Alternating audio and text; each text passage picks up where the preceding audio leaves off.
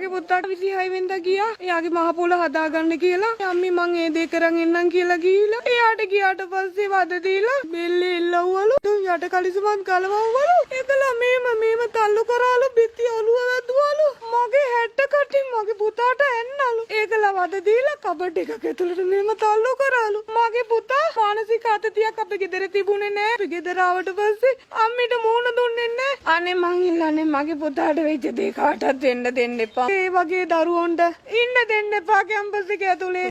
මට එයා ඔක්කොම විස්තරේ කිව්වා. පුංචි මට එච්චර වද දුන්නා.